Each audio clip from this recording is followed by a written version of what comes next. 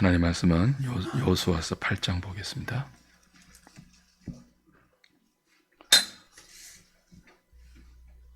구약성경 331페이지입니다. 여호수아서 8장 30절부터 35절까지 보겠습니다.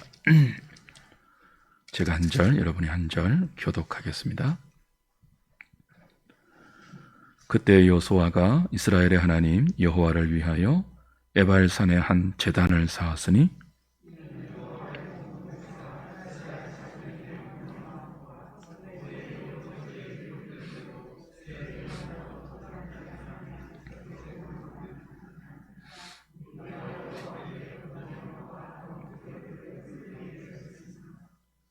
여호수아가 거기서 모세가 기록한 율법을 이스라엘 자손의 목전에서 그 돌에 기록하며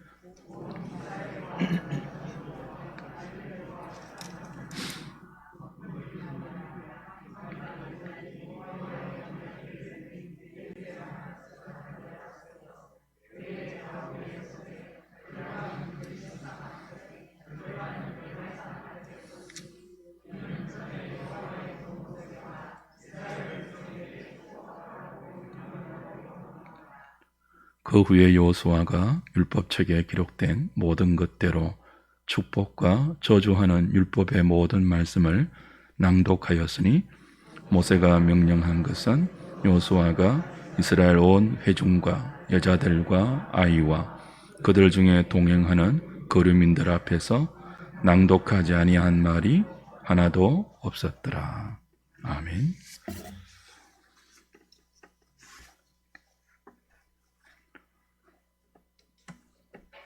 아이성 전투의 실패와 승리의 경험을 통해서 여호수아와 이스라엘 백성은 하나님의 언약에 불순종하고 교만한 상태가 하나님의 진노를 불러온다는 중요한 교훈을 배웠습니다.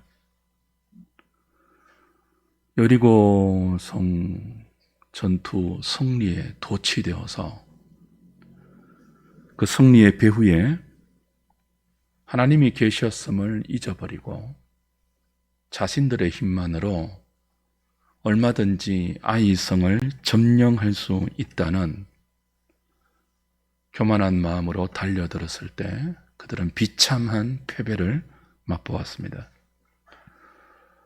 이런 이스라엘에게 하나님은 언약을 어긴 아간의 죄를 제거하라고 하셨고 그에 순종하여 여호수아와 이스라엘이 아간을 아골 골짜기에서 처단했을 때 하나님은 복병과 매복에 겸손을 배우는 방식으로 다시 아이성을 그들에게 허락해 주셨습니다. 그렇게 하나님의 은혜로 아이성을 점령한 여호수아와 이스라엘은 이제 신명기 27장에서 모세가 명한 대로 에발산으로 갑니다. 그리고 거기서 단을 쌓고 번제와 화목제를 드린 후에 모세가 명한 대로 다듬지 않는 쇠연장으로 다듬지 않는 돌에 석회를 바르고 그 위에 하나님의 율법을 새겨서 기록하고 백성들의 절반은 에발산에, 백성들의 절반은 그리심산에 서고 그 가운데 언약궤를 맨 제사장들이 서서 여호수아가 하나님의 율법에 적힌 대로 저주와 축복의 말씀을 하나도 빼어넣지 않고 다 낭독하죠. 오늘 본문은 바로 그 장면을 기록하고 있습니다. 근데 이 장면은 여호수아가 독단적으로 한 그 선택이 아니에요. 행위가 아니에요. 이미 신명기 27장에서 모세가 자기는 가나안 땅에 들어가지 못하잖아요.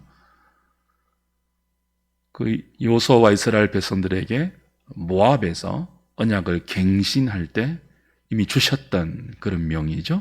신명기 27장에서 확인해 봅시다. 신명기 27장 바로 조금 앞입니다. 4절부터 보십시오. 신명기 27장 4절.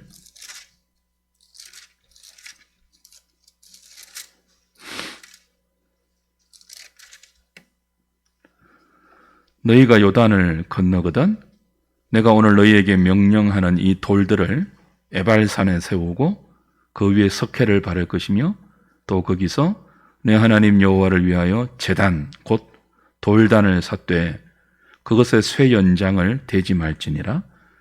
너는 다듬지 않은 돌로 내 하나님 여호와의 제단을 샀고 그 위에 내 하나님 여호와께 번제를 드릴 것이며 또 화목제를 드리고 거기에서 먹으며 내 하나님 여호와 앞에서 즐거워하라. 너는 이 율법의 모든 말씀을 그 돌들 위에 분명하고 정확하게 기록할지니라.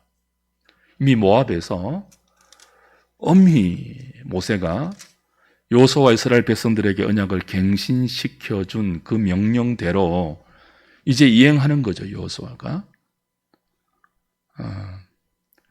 그리고 이제 모압에서 받은 명령 그대로 백성의 절반이 한편은 에발산, 저주를 선포하는 에발산, 한편은 축복을 선포하는 에발산, 6지파씩 12지파가 두 산 앞에 서서 그 저주와 축복의 말씀을 낭독하는 여호수아를 통해서 온전히 듣죠. 오늘 본문 기록에는 생략되어 있지만 신명기 27장에서는 이 양산에서 전부 뭐라고 했습니까? 낭독자가 낭독을 하면 들은 백성들이 전부 아멘, 아멘 했죠. 이렇게 하면 저주를 받는다고 할 때 아멘 하고 하나님의 말씀에 순종하고 살면 복을 받는다 그러면 그 말씀에도 아멘, 아멘 했습니다. 그 아멘의 화답이 울려 퍼졌던 골짜기가 세겜 골짜기예요. 하나님이 아브라함을 불렀던 곳이며 야곱이 하나님 앞에 약속을 받았던 이스라엘 백성들에게는 언약의 장소로 기억되는 이 세겜 골짜기가 한쪽은 그리심, 한쪽은 에발산을 두고 있는 그런 골짜기예요. 이 세겜 골짜기에서 에발산에서 단을 쌓고 언약을 갱신한 이 의미가 무엇일까요? 아이성 전투와 그 전투에서 실패하고 성공한 경험을 통해서 그들은 배웠지 않습니까? 가나안의 정복 전쟁은 그 정복 전쟁을 통해서 얻게 되는 하나님의 기업과 그 기업에서 살아야 할 하나님 백성들의 삶은 자기들의 힘에 달려있지 않고 자기들의 경험에 달려있지 않고 오직 언약의 말씀에 순종하느냐 불순종하느냐에 따라 갈라진다는 엄중한 교훈을 배웠죠. 그 실패와 성공을 통해서 에발산으로 가는 것입니다. 앞으로 우리는 하나님의 언약에 대해서 그 언약에 담겨진 율법의 말씀 앞에 어떻게 살아야 할지를 기억하겠습니다. 그 말씀을 어기고 교만하게 내 힘으로 살았을 때 하나님의 진노가 임하였고 매복과 복병을 통하여 억지로라도 겸손한 인생을 배워 하나님의 은혜를 의지했을 때 승리했던 그 기억대로 말씀에 순종하는 삶을 살겠습니다. 도와주십시오. 그런 의미죠. 언약을 갱신하는 거예요. 언약을 어겼을 때 실패하지 않았습니까? 언약에 순종했을 때 승리했지 않습니까? 우리의 삶은 하나님의 언약에 달려 있습니다. 그 의미를 다시 온 공동체가 모세의 명에 순종하면서 새기는 거죠. 여기 하나 생각해야 할 중요한 그 지점이 있어요. 1차적으로는 그 의미입니다. 언약을 갱신하면서 우리 삶의 성공과 실패가 하나님의 언약의 말씀에 대한 우리의 태도에 달려 있군요. 그 중요성을 새기는 의미가 1차적이고요. 보다 중요한 그 1차적인 의미에 함유되어 있는 보다 중요한 영적 의미가 있어요. 한번 생각해 보십시오. 이 중요한 언약을 갱신하는 장소가 어디예요? 세겜 골짜기에 두 산이 있다고 했잖아요. 에발산, 또 한 산은 뭐라고요? 그리심산. 한 산은 저주를 선포하는 산이고 한 산은 축복을 선포하는 산이에요. 근데 모세는 어디에서 단을 쌓으라고 명했습니까? 여호수아는 이스라엘 백성을 이끌고 어디에서 단을 쌓고 하나님께 예배했죠? 에발산이에요. 에발산은 축복을 선포했던 산이 아니잖아요. 저주를 선포했던 산이잖아요. 여러분이 아마 이스라엘 가보신 분은 알 거예요. 세겜 골짜기는 굉장히 아름답고 수량이 풍부한 넉넉하고 풍요로운 골짜기입니다. 그 골짜기를 보고 마주하는 두 산이 있는데 에발산은 황량해요. 그리심산은 아름다워요. 그래서 그리심산에서 축복을 선포했죠. 에발산은 그 외모대로 저주를 선포하기에 훨씬 적합한 황량한 산이에요. 아이성을 점령하고 은혜를 주신 하나님의 은혜를 기리면서 이제 우리는 언약의 말씀대로 살겠습니다. 언약을 갱신하는 장소로 에발산이 적합할까요? 아름다운 그리심산이 적합할까요? 그리심산 아니에요? 근데 왜 모세는 에발산에서 단을 쌓으라 했을까요? 너희들이 약속의 땅에 들어가면 세겜 골짜기로 가서 에발산에서 단을 쌓고 거기서 돌에 하나님의 율법을 새기고 그 율법을 낭독하고 그 앞에서 저주와 축복의 말씀에 아멘하라고 했을까요? 지금 이 의식은 단순히 율법의 말씀을 잘 지키면 복을 받고 그 말씀에 불순종하면 저주를 받는다는 사실을 기억하는 정도가 아니에요. 에발산, 저주를 선포했던 황량하고 황폐한 에발산의 단을 쌓고 거기서 여호수아가 양쪽의 백성들이 다 들을 수 있는 저주와 축복의 말씀을 선포한 이유는 너희들이 누구인지를 이 하나님의 말씀 앞에서 확인하라는 의미입니다. 하나님의 말씀 앞에서 확인한 우리 자신의 실존은 어디에 가깝다고요? 에발산에 가까울까요? 그리심산에 가까울까요? 에발산이죠. 한번 생각해 보세요. 이스라엘 백성들이 지금 남녀노소 그리고 본토인과 이방인, 거류민들을 따지지 않고 모두 세겜 골짜기에 모여 있습니다. 수백만 명이죠. 그리고 절반은 에발산, 절반은 그리심산에 나눠져 있습니다. 그 중간에 누가 있죠? 언약궤를 맨 제사장들이 있습니다. 그리고 그 에발산에서 누가요? 여호수아가 하나님의 율법을 낭독하는 거예요. 양쪽에 있는 백성들이 다 들을 수 있죠. 거기는 이 세겜 골짜기는 마치 음향 시설을 설치한 것처럼 양쪽 산에서 한 말이 다 들리는 천연적인 에코가 있는 지형입니다. 마이크를 쓰지 않아도 다 들려요. 에발산에서 여호수아가 하나님의 율법을 낭독합니다. 이렇게 하면 저주 받는다. 저렇게 살면 복을 받는다. 하나님의 율법을 어김없이 다 낭독하는데 그 율법의 말씀을 이스라엘 백성들이 남녀노소 제외 없이 다 듣잖아요. 다 들을 때 그 말씀 앞에서 어떤 반응이 나올까요?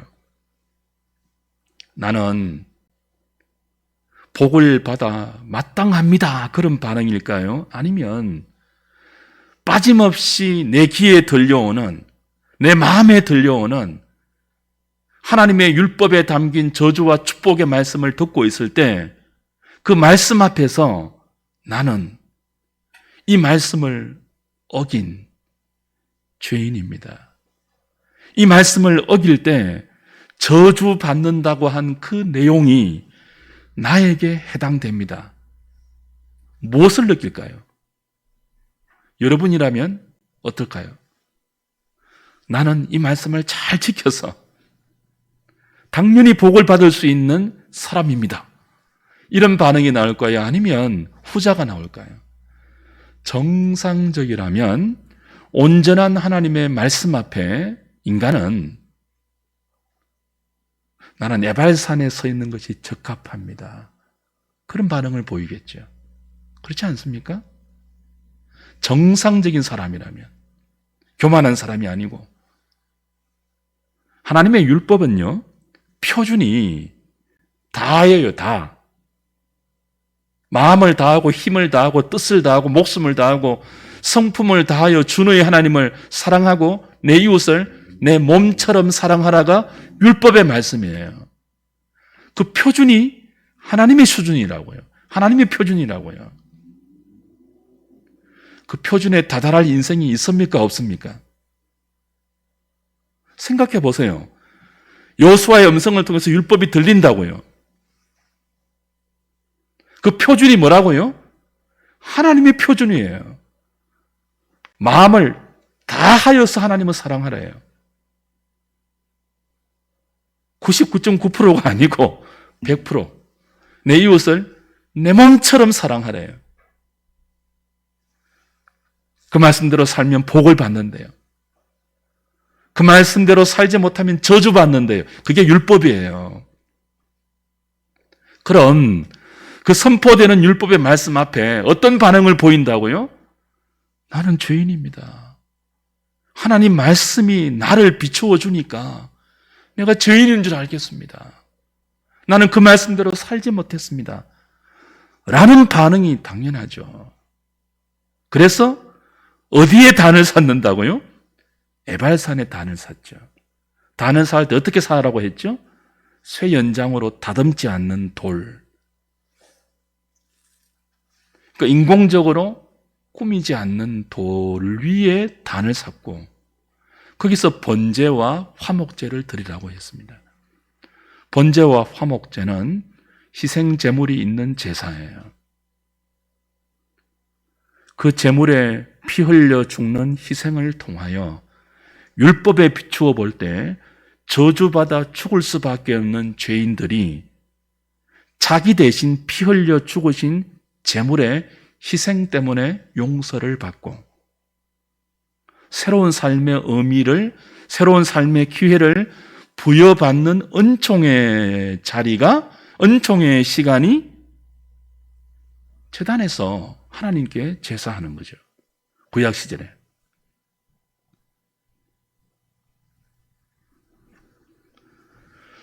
율법의 말씀을 들을 때 우리는 그런 사실을 알 수 있습니다. 여호수아와 이스라엘 백성이 지금 하나님의 은혜로 세겜 골짜기에 모였잖아요.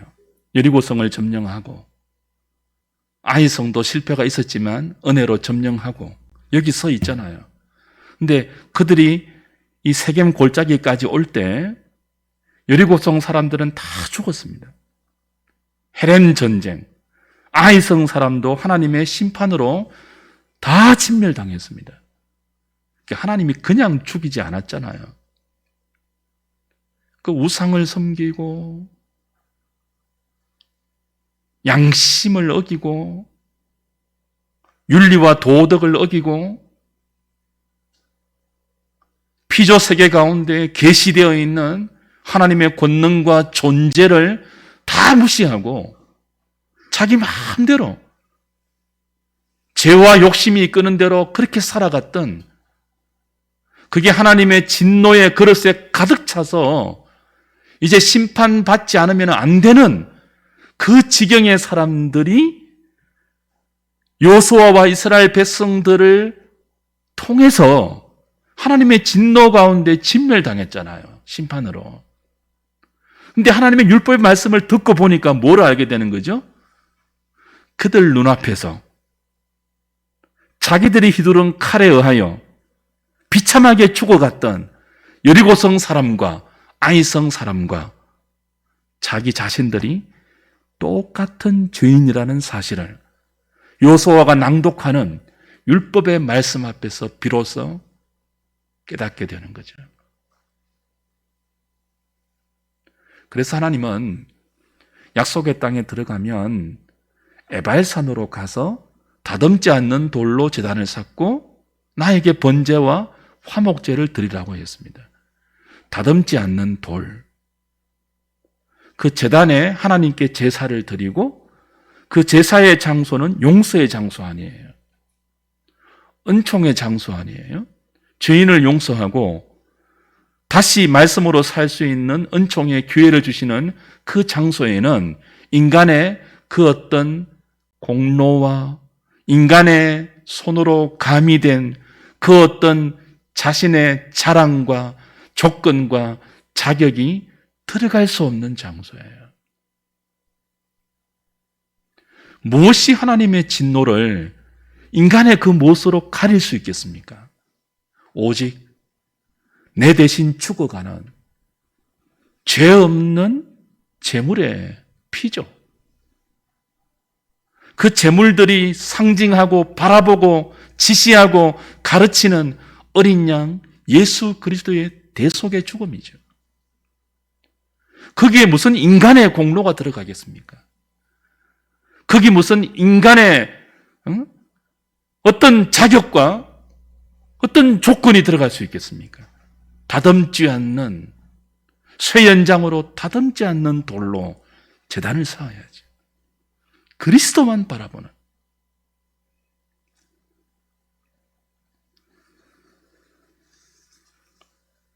주 안에서 사랑하는 여러분, 하나님의 복이 어디에 임할까요? 쉽게 그리심산에 임한다고 생각해서는 안 됩니다. 그리심산과 에발산은 복과 저주가 임하는 장소가 아니라 복을 선포하고 저주를 선포하는 장소잖아요. 세겜 골짜기에서 에발산과 그리심산이 서로 마주보고 있었죠. 근데 보십시오. 에발산에서는 저주를 선포해요. 신명기 27장에 하면은 그죠? 그리심산에서는 축복을 선포해요. 마주보고 있습니다. 그리심산에서 선포하는 축복은 어디에 임할까요?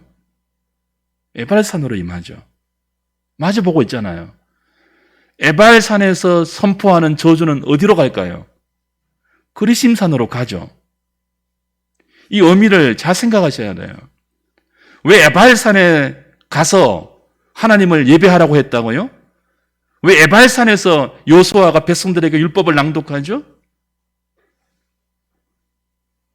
이 좀 알레고리칼한 해석입니다만 저는 의미가 있다고 생각해요. 에발산은 이것을 대변합니다. 하나님의 말씀 앞에서 나는 죄인입니다. 나는 저주받아 마땅한, 진노받아 마땅한, 심판받아 마땅한 죽을 죄인입니다. 그 에발산에 서 있을 때 비로소 뭐가 들려올 수 있다고요? 그리심산에서 선포하는 축복의 말씀이 들려오죠. 임하는 거죠. 그리심산에 누가 설까요? 영적인 해석인데요. 스스로 복을 받아 마땅하다고 생각하는 사람들. 나는 말씀대로 살았어. 나는 소득의 11조도 하고 누구처럼요? 바리새인들처럼 일회에 2번 금식하고 나는 무엇도 하고 무엇도 했으니 어려운 사람이고 하나님의 복을 받기에 합당하다고 생각하는 사람은 하나님의 말씀을 들을 때 스스로 어디에 쓸까요? 에발산에 안 가죠. 그리심산으로 가죠. 근데 묘합니다. 그리심산에서 가면 뭐가 들려온다고요? 에발산에서 선포했던 저주의 말씀이 들려와요. 하나님의 말씀을 듣고 세리처럼 감히 하나님 앞에 얼굴도 들지 못하고 무릎 가운데 자기의 얼굴을 파묻으며 나는 죄인입니다. 나를 불쌍히 여기소서 가슴을 치고 하나님 앞에 가난하고 애통한 심정으로 엎드렸던 사람은 에발산에 자기를 세웁니다. 그렇게 에발산에 자기를 세우는 인생에게 무엇이 들려올까요?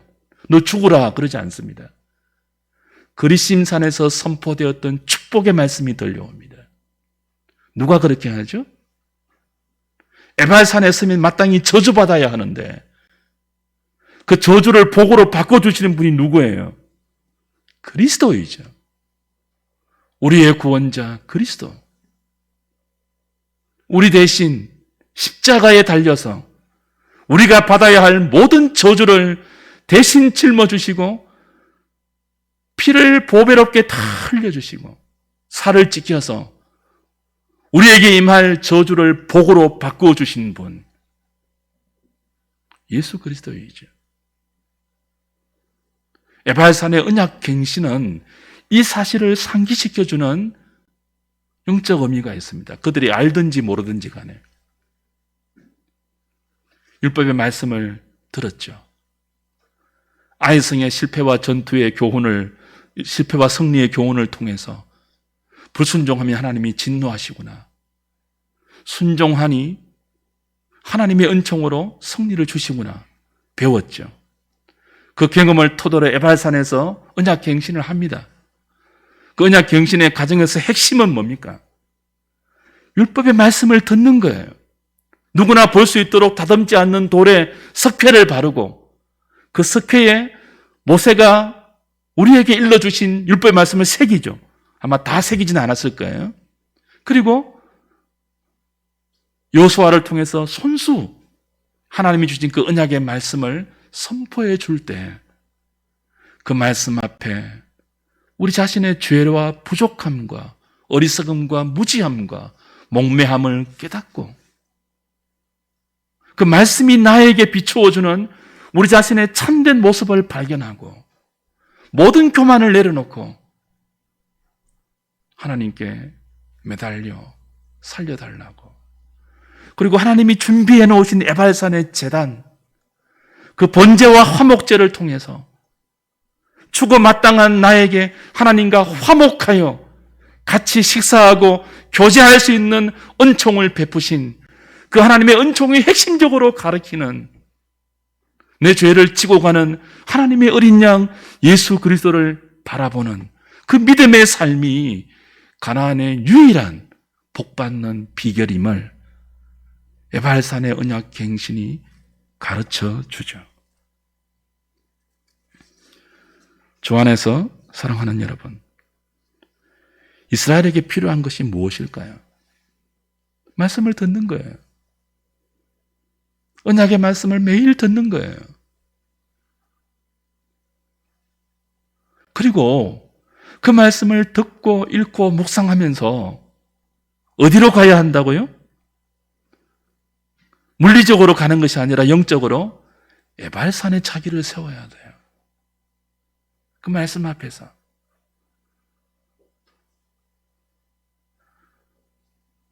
말씀은 우리를 하나님 앞으로 이끄는 몽학 선생입니다.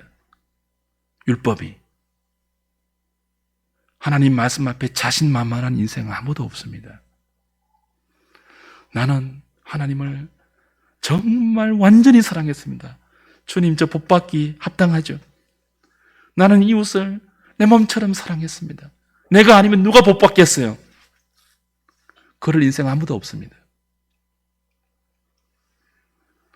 한다고 했는데, 믿는다고 믿었는데, 열심히 사랑한다고 했는데, 열심히 순종한다고 했는데, 하나님 말씀을 듣고 하나님 말씀을 펼쳐서 읽으면 그게 아무것도 아님을 알게 되죠. 너무 부족했구나. 그 소리는 에발산으로 가죠. 거기 다듬지 않는 돌 위에 하나님이 준비해 놓으신 단 위에 하나님이 허락해 놓으신 번제와 화목제를 통해서 다시 은총을 붙들고 주 앞으로 갈 수 있는 하나님이 마련해 놓으신 때를 따라 돕는 은총의 문을 발견하고 믿음으로 하나님의 은혜를 붙들 때 그때 가나안의 삶은 안식과 평강과 복과 생명의 삶이 되죠. 팔복의 첫 번째 계단이 무엇이었습니까? 심령이 가난한 자는 복이 있나니 천국이 저희 것이며. 팔복, 어떤 자는 이렇게 말했습니다. 땅에 사는 우리가 하늘로 올라가는 계단이다, 그렇게 말했습니다. 그 계단의 첫 번째 스텝이 뭐예요? 심령이 가난함이에요. 마음의 가난함이에요. 하나님 말씀을 들으면 주의 은혜가 아니면 한순간도 살 수 없는 자신의 상태를 깨닫고 극빈의 거지가 구걸하듯이 하나님의 은총을 구하게 되죠.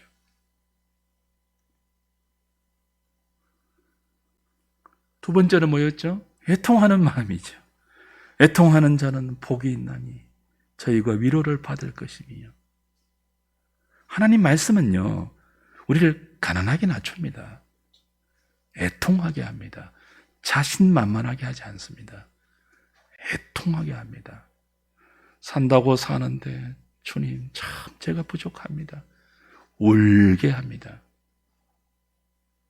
자신의 죄를 보고, 민족의 죄를 보고, 지체들의 죄를 보고, 공동체의 약함을 보면서 살려달라고 애통하게 만들죠. 하나님의 말씀이 우리를 그렇게 만들죠. 온유하게 만들고, 하나님께 길들여지게 만들고, 이에 줄인 것이 아니라 의에 줄이게 만들고, 세상에 목마른 것이 아니라 하나님에 대해서 목마르게 만들고, 성령의 생수를 의지하게 만들죠. 오늘 우리에게 필요한 것이 무엇입니까? 바로 이 가난한 마음이죠. 애통하는 마음이죠. 하나님께 더 길들여주고 싶습니다. 온유한 마음이죠. 의에 줄이고 목마른 마음으로 하나님께 나아가는 그 가란 마음들이죠. 상한 마음들이죠. 그게 에발산에 서 있는 상태 아닙니까? 그때 우리의 심령에 하나님께서 그리심산에서 선포해 주었던 복의 말씀이, 그 복의 본질이, 그 복의 실체가 그리스도로 우리에게 허락될 것입니다. 그리심산에서 선포되는 축복의 말씀은 우리가 쟁취하는 복이 아니죠. 하나님께서 당신의 독생자를 통해서 값없이 우리에게 주는 선물의 복이에요. 내가 얻으려고 율법을 지켰어. 율법을 지켜서 그 자리까지 도달하여서 쟁취하고 따먹는 그런 복이 아니에요. 열심히 말씀대로 살려고 노력하지만 복은 언제나 아들을 통해서 옵니다. 아니, 아들 자체가 복이에요. 예수 그리스도를 누리게 하십니다. 누가 예수 그리스도를 누리죠? 스스로 에발산에 자기를 세우는 사람이에요. 스스로 어렵다고 생각하는 바리새인들은 예수님께서 화를 선포했습니다. 화 있을 찐저 서기관과 바리새인들이에요. 스스로 자신이 어렵다고 스스로 자기를 그리심산에 올려놓은 바리새인들은 에발산에서 선포되었던 저주의 말씀이 예수로 말미암아 그들에게 그대로 임했다고요. 근데 세리는 나는 죄인입니다. 하나님의 말씀 앞에 스스로 자신을 에발산에 세웠던 세리에게는 예수 그리스도가 그리심산에서 선포했던 축복을 선포해 주었죠. 저 사람이 어렵도다. 그에게 복이 있을 것이라고 말입니다. 주 안에서 사랑하는 여러분, 이 저녁에 이 말씀 앞에 우리 자신을 좀 돌아보면 좋겠습니다. 코로나 바이러스의 국면이 이제 완전히 오미크론으로 바뀌고 있습니다. 오늘 하루에 확진자가 13,000명이 넘었습니다. 전문가들은 6월 중순쯤 되면, 구정을 지나고 나면 어쩌면 하루에 10만 명 이상의 확진자가 발생할 수도 있다고 예견하고 있습니다. 겸손해야 할 때 아닙니까? 작년 한 해에 한국 교회에 120만 명이 사라졌대요. 작년 한 해에. 겸손해야 할 때 아닙니까? 우리 교회는 괜찮은데 뭐. 우리 교회는 재정도 괜찮고 사람들도 별로 줄어들지 않고 우리 교회만 괜찮으면 됩니까? 작년 한 해 동안에 한국 교회 전체에 120만 명이 사라졌대요.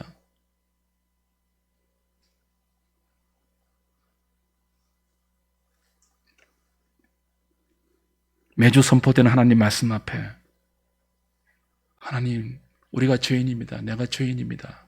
제가 잘못했습니다. 한없이 교만했습니다. 이렇게 믿고도 잘 믿는다고 금방 들었습니다.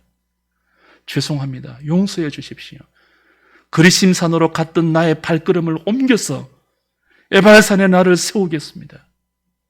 충만한 은총을 허락해 주십시오. 회개하는 심정으로 주 앞에 서야 할 때가 아니겠습니까? 그 옛날 여호수아와 이스라엘 백성들이 세겜 골짜기에 모여서 에발산에 올라가 단을 샀고 번제와 화목제를 드린 것처럼 다듬지 않는 우리 자신의 모든 것들을 다 내려놓고 있는 모습 그대로 주 앞에 내가 죄인이라고 고백하면서 신앙 고백을 올려드리면서 하나님의 은총을 사모해야 하지 않겠습니까? 전쟁 같은 매일의 일상에서 무엇이 가장 중요합니까? 언약의 말씀이죠. 그 말씀 우리를 한없이 가난하게 만들고요, 애통하게 만들고요, 온유하게 길들이고요, 의에 줄이고 목마르게 만들고요, 화평하게 하고요, 그리고 의를 위해서 핍박을 받기까지 하나님 편에 선에 만드는 우리의 삶을 자극하죠. 그리고 그 앞에서 우리는 한없이 부족한 우리 자신의 실제를 발견하고 주님 매일 도와주십시오. 어제의 성공이 오늘 내 성공을 담보하지 않음을 압니다. 한순간도 주의 은총이 아니면 또 넘어지고 또 실패하고 또 금방에 빠지고 교만을 떠는 우리 자신입니다. 불쌍히 여겨주시고 자비와 은총과 긍휼을 베풀어 주시옵소서. 그렇게 에발산에 우리 자신을 세울 때 이 저녁에도 하나님께서 우리를 위로하시고 격려하시고 그리심산에 선포되었던 축복의 말씀을 우리의 심령에 허락하지 않겠습니까? 이 저녁이 그렇게 하나님의 풍성한 은혜가 가난하고 애통하고 상하고 그리고 갈급한 우리의 심령에 들려올 때까지 엎드려 기도하시고 주님의 부어주시는 그 은총을 여러분의 심령에 받아 누리는 귀한 저녁, 복된 저녁 되시기를 우리 주님의 이름으로 축복합니다.